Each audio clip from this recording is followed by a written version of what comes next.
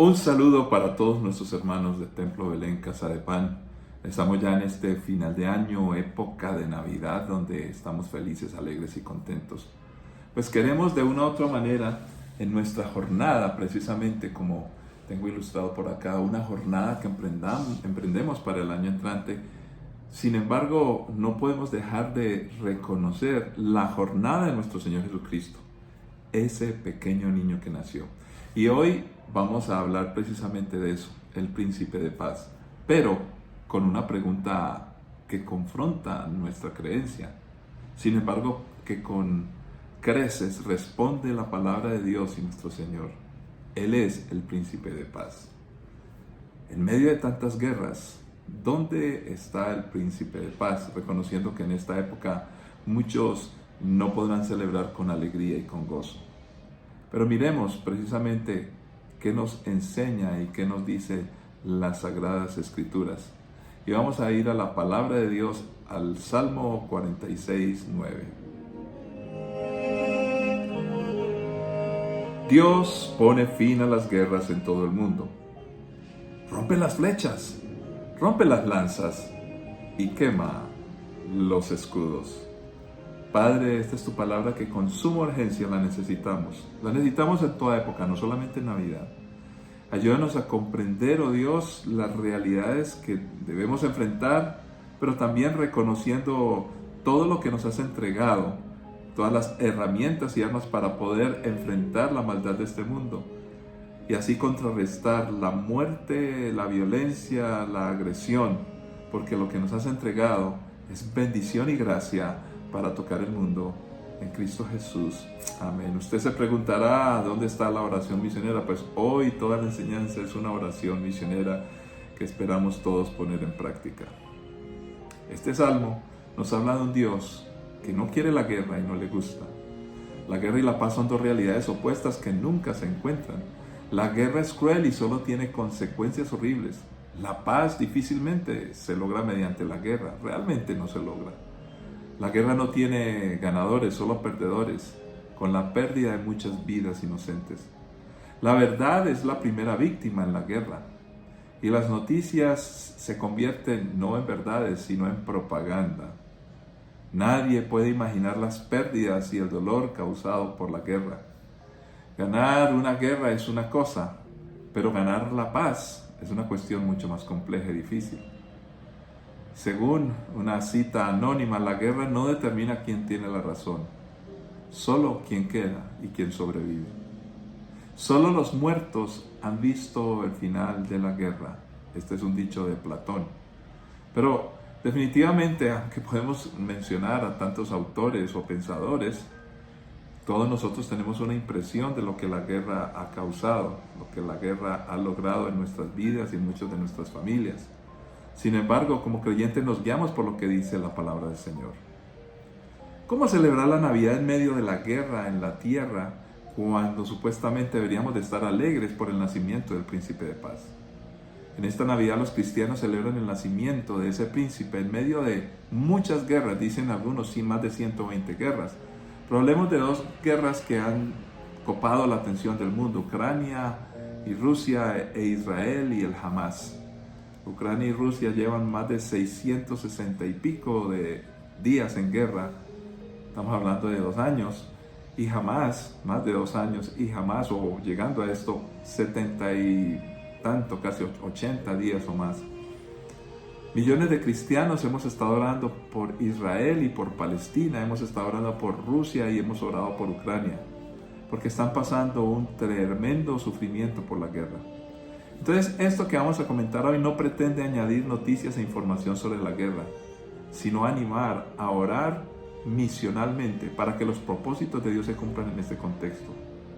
Siglos antes de que naciera Jesucristo, en una época tumultuosa en Israel, Dios reveló su plan de salvación a través de un pequeño niño cuyo nombre es Príncipe de Paz y es relevante para el contexto de esta guerra, incluso hoy. Isaías 9:6 nos dice: porque un niño nos ha nacido, un hijo nos es dado, y el gobierno recaerá sobre sus hombros, y será llamado admirable, consejero, Dios fuerte, Padre eterno y príncipe de paz. Sin embargo, la presencia de paz pareciera imposible. Por ejemplo, la BBC informa que las perspectivas de paz pueden parecer muy lejanas en este momento y muchas personas morirán antes de que ésta llegue. Sin embargo, hay intercesores motivados por las realidades invisibles y que queremos ejercer una autoridad espiritual que anula esas realidades terrenales que se van convirtiendo en una mentira que todo el mundo cree. Pueden centrarse más bien en la intervención de Dios a través de ese príncipe de paz y orar como el rey Josafat oró en medio de la guerra. Ni sabemos qué hacer, decía, pero nuestros ojos están puestos en ti. Segunda de Crónicas 20:12. Romanos 8:28 nos dice, el Espíritu también nos ayuda porque no sabemos qué hemos de orar, pero el Espíritu mismo intercede. Que nos ayude el Espíritu Santo. Por eso debemos orar. Señor, declaramos que tú eres soberano y que reinas sobre las naciones. Oramos para que el príncipe de paz prevalezca sobre las naciones que están en guerra. Oramos para que cesen las fuerzas de Satanás que motivan la violencia y el derramamiento de sangre. Creemos que el Espíritu Santo ayudará a la iglesia a orar eficazmente para convencer a los líderes y gobernantes de que hagan todo lo necesario para que cesen estos combates. Entonces, debemos orar en contextos de guerras como las que suceden hoy. Es complejo y se necesita sabiduría y revelación de Dios. Existe, por ejemplo, el peligro de la parcialidad y prejuicio en medio de todo esto, de la guerra, por ejemplo, entre Israel y Hamás. Es precario orar desde la perspectiva del Antiguo Testamento buscando solo la supervivencia y el triunfo de Israel. Es incompleto. Y al mismo tiempo orar por la destrucción de sus vecinos como sucedió con los cananeos. La falacia de filisteo y palestino que están utilizando hoy los islamistas para afirmar una preexistencia de Palestina, entonces convierte a los judíos en ocupantes u opresores. Y de manera similar, algunos cristianos con lealtad ciega a Israel oran por los resultados del Antiguo Testamento, aunque el privilegio de la oración del Nuevo Pacto no legitima la eliminación de las naciones o personas que están en contra de Israel. Ahora, ¿cómo explicar entonces eso? Escuchamos que muchos hablan de que Dios bendice a los que bendicen a Israel y maldice a los que maldicen a Israel. Y claro que eso hay una realidad, no lo podemos evitar, pero es ese el significado total y completo. Pues miremos qué más nos dice la Escritura. Las guerras aparecen, Dios no quiere las guerras, pero para las personas, mientras que Dios no quiere las guerras, cuando hay guerras, la gente supuestamente tiene una razón para desilusionarse de Dios o con Dios. Satanás usa las guerras para generar confusión y desilusión acerca de la soberanía y la justicia de Dios que desafía la realidad del príncipe de paz. Las dos guerras mundiales fueron libradas por las llamadas naciones cristianas. ¿Qué tan cristianas eran? En Europa entonces dejó a esta región postsecular o posguerra, convirtiéndola en naciones seculares, una región atea, una generación amargada contra Dios. La guerra en Ucrania también es entre grandes naciones ortodoxas, lo que plantea dudas sobre los valores y la ética cristianos. Ahora, ¿reflejan esas naciones y su pensamiento la ética y valores cristianos? La guerra también, además, increíblemente, puede acercar a las personas a Dios en tiempos de desesperación. Por ejemplo, la guerra del Medio Oriente es contra el pueblo elegido de Dios, por aquellos grupos islámicos radicales que creen que el Israel moderno no tiene derecho a existir, ya que consideran que la conquista islámica de Palestina a mediados del siglo VII es permanente. Por lo tanto, en los textos del Hadís, por ejemplo, o los hadices, para matar a los judíos están incorporados a esa constitución que formó este grupo que se llama Hamás. Dice así: no llegará la hora hasta que los musulmanes luchan contra los judíos y los musulmanes los maten, hasta que los judíos o el judío que se esconde detrás de las piedras y los árboles y todo esto, dicen: oh musulmán, oh siervo de Alá, detrás de mí hay un judío, ven y mátalo. Por lo tanto, Israel se encuentra en una situación precaria y volátil, rodeado por más de 18 naciones musulmanas y casi 1.000 millones que oran diariamente por su eliminación. Militarmente está superado en número por los ejércitos terroristas y convencionales de naciones musulmanas, suníes y chiitas. Entonces, solo la realidad del destino profético de Dios puede eventualmente salvar a esta nación. ¿Cómo oramos entonces? Padre, oramos para que elimines el pensamiento radical que incita a la violencia. Oramos para que prevalezca la verdad del amor y la misericordia de Dios. Oramos para que cese la ceguera y prevalezca esa palabra divina que nos ayuda a conocer la verdad. Pero, ¿por qué muchos cristianos hacen oraciones pro-israelíes y anti-palestinas? La guerra ha polarizado políticamente a las naciones y también aún a los cristianos en cuanto a cómo deben orar. Los cristianos están naturalmente apegados o estamos a Israel y nuestro grado de lealtad depende de si creemos en teologías como la del reemplazo, o sea, que la iglesia ha reemplazado definitivamente a Israel, o el dispensacionalismo, que enseña que después del rapto Dios restaurará a Israel como el enfoque principal de su plan. Sin embargo, cuando leemos a Pablo, nos advierte en Efesios 3 que hay un misterio involucrado en la comprensión del judío en relación con los gentiles y todos estos conflictos. Este misterio es que por medio del Evangelio los gentiles son herederos juntamente con Israel, miembros juntos de un solo cuerpo y partícipes juntos de la promesa en Cristo Jesús. Efesios 3, 1 y 2. El foco de la iglesia es Cristo y no los judíos o gentiles con los resultados de sus guerras. Los intercesores nos enfocamos entonces en Cristo y su misión. Y ya que la gran comisión es una orden de Dios, también es nuestra responsabilidad principal como iglesia. Ahora, también se habla mucho de la importancia del decir Israel. Claro que sí. Muchos cristianos nos sentimos obligados a orar regularmente dando bendición o por bendición a Israel. Citamos Génesis 12:3. Mientras que algunos implican indirectamente que los enemigos que se levantan contra Israel están malditos, sin embargo, también están ignorando que la bendición principal en este versículo, precisamente de Génesis 12, es que Israel deberá ser bendición para todas las naciones a través de Cristo, el príncipe de paz, que es nacido a través de la simiente de Abraham. Por eso celebramos la Navidad. Bendeciré a los que te bendigan y a los que te maldigan maldeciré, y todos los pueblos de la tierra serán benditos en ti, cumplido en Jesucristo. Cuando Él nos redimió de la maldición, haciéndose por nosotros maldición, y ampliando este llamado en Gálatas 3, 13 y 14, para que la bendición dada a Abraham llegara también a los gentiles, y los palestinos son gentiles. Abraham y las misiones es una relación importantísima. Pablo afirma que el llamado de Abraham fue un evangelio o llamado misional, Gálatas 3:8. La escritura previó que Dios justificara a los gentiles por la fe y anunció el evangelio de antemano a Abraham. Todas las naciones serán benditas en ti. Por lo tanto, la oración por Israel no debe basarse solo en las realidades geopolíticas actuales, sino en la revelación de Cristo, el Mesías, tanto a judíos como a gentiles. ¿Qué de la paz en Jerusalén? Orar por la paz de Jerusalén, Salmo 122:6, no supone la destrucción de otras ciudades que la rodean. Durante el exilio, el Señor le pidió a Jeremías que busca también la paz y prosperidad de la ciudad a la cual los he llevado al destierro, incluso para orar por la paz de Babilonia, la capital del opresor, Jeremías 29:7. Aunque la población actual de Jerusalén es de alrededor de 1 millón de personas, hay 650 ciudades con 1 millón de habitantes o más en el mundo. Ellas necesitan de oración, porque constituyen 4.300 millones de personas de poblaciones urbanas mundiales sin el conocimiento del Evangelio. Por eso estamos en MM33. La mayor influencia de Jerusalén no es la ubicación de sus lugares sagrados que atraen a millones de turistas y peregrinos. Es el mensaje del príncipe de paz que fue crucificado y resucitado en Jerusalén y donde la gran comisión fue dada a la iglesia, desde Jerusalén hasta lo último de la tierra en Hechos 1:8. Este es el empoderamiento del Espíritu Santo, lo que hace que la Tierra Santa tenga un significado. No es la guerra. Oramos desde esta perspectiva de los propósitos redentores de Cristo para que el actual contexto militar y político se resuelva. La verdadera guerra es la batalla por las personas que necesitan ser salvadas. ¿De qué lado entonces está el príncipe de paz? Muchos se preguntan. El nombre del príncipe de paz también es Emmanuel, Dios con nosotros.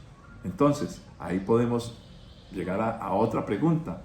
Si Él está con Israel o con los palestinos, los Hamas u otras naciones, los rusos o los ucranianos. Pues Josué también se hizo esta pregunta. Dice, ¿estás con nosotros o con nuestros enemigos? Ni respondió, sino que ahora he venido comandante del ejército del Señor. Qué interesante. Josué 5:14. Los intercesores no tomamos partido. En cambio, nos alineamos con el comandante del cielo e invitan a los ejércitos del cielo que están a su disposición. Es importante entonces escuchar al comandante de los cielos, del ejército del cielo, más que a las opiniones y puntos de vista inundados por los medios de comunicación y las redes.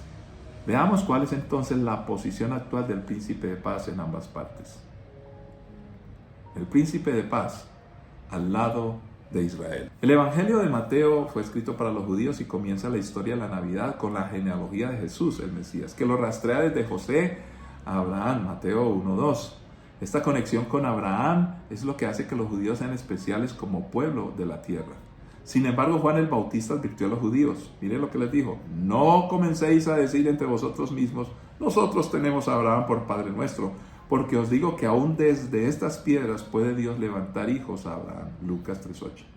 Jesús también advirtió a los judíos diciendo: si sois hijos de Abraham, haced las obras de Abraham. Vosotros sois de vuestro padre el diablo y los deseos de vuestro padre queréis hacer. Él fue homicida desde el principio. Juan 8:39-44. Dios no aprueba nada y todo lo que Israel haga si no está cumpliendo el llamado y el propósito de Dios. Recordemos al científico Albert Einstein, quien dijo: estoy convencida de que matar bajo el manto de la guerra no es más que un acto de asesinato.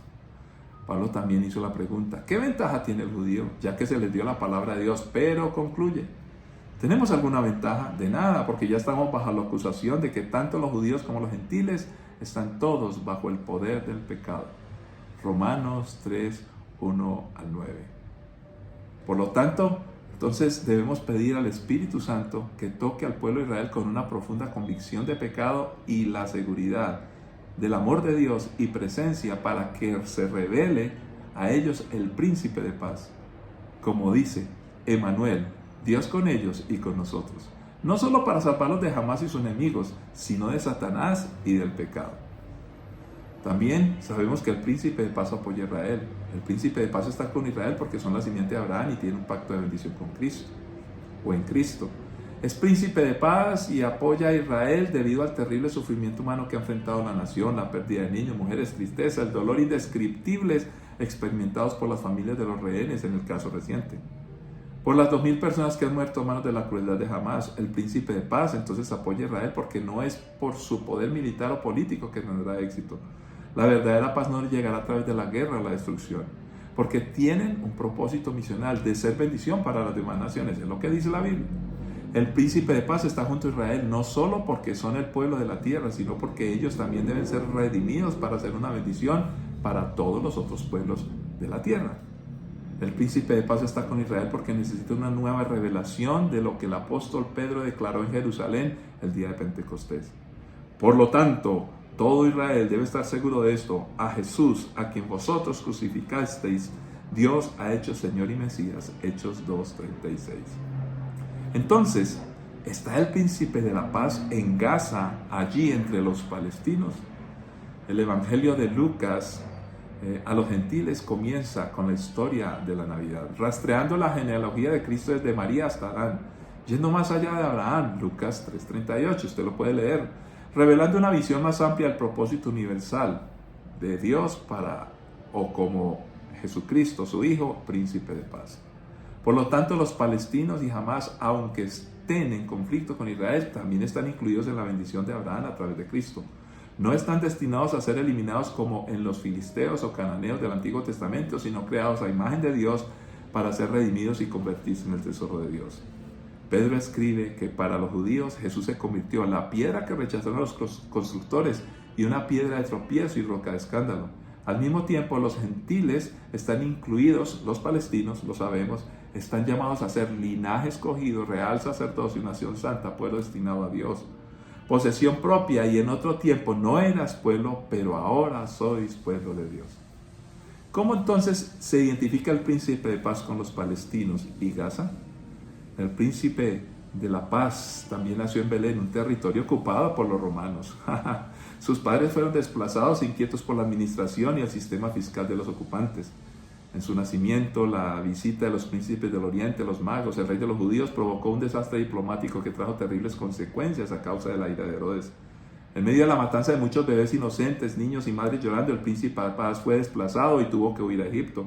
Es posible que su familia haya escapado de la muerte como refugiados a través de la ciudad fronteriza como la moderna puerta de Rafah, en Gaza, el único punto fronterizo con Egipto.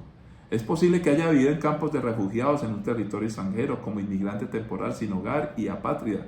Se le privó la oportunidad de recibir educación como a otros, porque después la gente preguntaba: ¿de dónde sacó todo esto? Se le negó el regreso a su lugar de nacimiento, Belén, por temor a los gobernantes políticos. Fue reasentado en otro lugar llamado Nazaret, que era una aldea de Galilea, aislada por las colinas circundantes, demasiado pequeña para ofrecer oportunidades de empleo. Según Josefo, era Séforis, la ciudad principal de Galilea, que estaba a 1 hora de camino de Nazaret, donde existía la mayor parte de las oportunidades de trabajo para su padre como carpintero. Al igual que los miles de palestinos en Gaza que cruzan diariamente para trabajar en Israel, José trabajó para los ocupantes. Cuando Jesús tenía alrededor de 5 años, como resultado de la insurrección de Judas, como esa rebelión de Hamás hoy, Jesús pudo haber sido testigo de la ira de los romanos destruyendo totalmente Séforis, arrasada hasta el suelo como el norte de Gaza, hoy destruyendo todas las oportunidades de trabajo para José. Fue durante la reconstrucción de Séforis por los romanos, 10 años más tarde, como una gran ciudad llamada el ornamento de Galilea, que el príncipe de la paz en su juventud y edad adulta pudo haber trabajado para el ocupante romano como carpintero y comerciante para mantener a su madre viuda y a sus 4 hermanos y hermanas. La Séforis urbana pudo haberle brindado la oportunidad de mezclarse libremente con la gente común, haber construido a su generosidad hacia los extraños y marginados y a su convicción de la igualdad de todas las clases de personas ante Dios, actitudes que más tarde caracterizaron su carrera pública y ministerio. El príncipe de la paz también está junto a los palestinos hoy mientras son heridos, asesinados. Se solidariza mientras sufren la agonía de perder a niños y mujeres inocentes asesinados por los bombardeos israelíes y cuando son utilizados como escudos humanos. Jesús se identifica con los enfermos y los que sufren los hospitales superpoblados, así como las multitudes fueron llevadas a Él en cada pueblo. Tuvo compasión de ellos, sanando toda enfermedad y dolencia entre la gente. Él entiende lo que significa ser sacrificado como un escudo humano, porque finalmente fue rechazado y sacrificado en connivencia con los ocupantes romanos. Así que, ¿qué es mejor para ti? ¿Que muera un hombre por el pueblo o que perezca toda la nación? Juan 11:50. El príncipe de paz no solo oye, sino que dice, se oye voz en Ramá, llanto y gran luto, Raquel llorando por sus hijos, pero también la voz de las madres en los campos de refugiados de Ramalá o Jablá en Gaza, que lloran por sus hijos perdidos. El príncipe de paz es la única esperanza para los palestinos esta Navidad. El pueblo que vivía en la oscuridad ha visto una gran luz. Sobre los que vivían en tierra de sombra de muerte, una luz ha resplandecido. Mateo 4:16, que resplandezca la luz de Cristo sobre este pueblo. También apoya a los cristianos palestinos que también se encuentran atacados o traicionados, considerados como palestinos árabes por Israel y como colaboradores occidentales por parte de los musulmanes extremistas. Y según Operación Mundo, son ignorados o abandonados por la Iglesia Global cuyas raíces se remontan a la época preislámica. Oremos entonces por el pueblo palestino. Y esta es nuestra oración hoy. Por eso, nuestra intercesión es misional. No es para mirar qué resultado trae la guerra, es para que las personas puedan ser salvadas, tanto judíos como palestinos, como los del Hamás, como los de Ucrania, como los de Rusia, como de cada región del mundo. Oremos por este pueblo y por muchos pueblos, para que sean liberados de la influencia maligna del extremismo que hay por todas partes, en el caso de los judíos de Hamás, de la ideología radical del Islam, para protección contra el impacto de la guerra, los bombardeos, por las mujeres y los niños que sufren inmensamente, por la curación y la restauración de la paz, que su odio contra los judíos no obstaculice el evangelio de Cristo, el Mesías. Orar para que los cristianos entre los palestinos sean preservados durante la guerra, para que sean sal y luz entre ellos. Oremos para que haya visiones y sueños del príncipe de paz en esta Navidad. Oremos para que los combatientes de Hamás tengan un encuentro con Jesús, como la tuvo Saulo de Tarso. Oremos por la restauración de hogares, escuelas, hospitales y otras instituciones, y por líderes palestinos que puedan traer un buen gobierno a Gaza y Cisjordania. El mensaje del príncipe de la paz es para todo el mundo en medio de la guerra. Y finalmente, como dice el viejo refrán, las malas noticias viajan más rápido que las buenas noticias.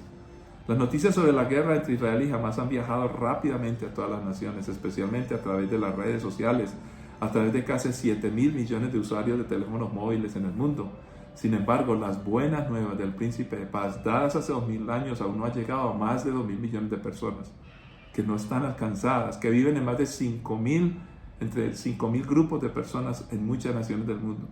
Esta Navidad seguramente no habrá habitaciones en las posadas de Belén o de Jerusalén para peregrinos o turistas debido a la guerra en Israel, pero los productos navideños inundarán las tiendas en todas las naciones a medida que las iglesias llenen de cristianos, como cristianos llenen todo esto celebrando al príncipe de la paz. Si bien Dios es capaz de cumplir su destino divino para Israel en medio de todas las guerras y el caos, oremos para que esos tiempos contrastantes de guerra y Navidad sean una oportunidad única para llegar a las personas a través de la obligación misional de la iglesia. Y este evangelio del reino será predicado en todo el mundo para testimonio a todas las naciones, y entonces vendrá el fin. Mateo 24:14. Gracias, mis queridos hermanos de Templo Belén, por orar con nosotros durante este tiempo, todo este año, el año entrante. Tu intercesión marca la diferencia. Feliz Navidad, y nos veremos en nuestras reuniones presenciales para celebrar juntos y orando por la paz de todos. Padre, en Cristo Jesús, gracias por el Príncipe de Paz. Y hoy hemos marcado un curso de oración en esta enseñanza para que continuemos en intercesión. Nuestra misión, que el mundo sea tocado por el Príncipe de Paz. Amén.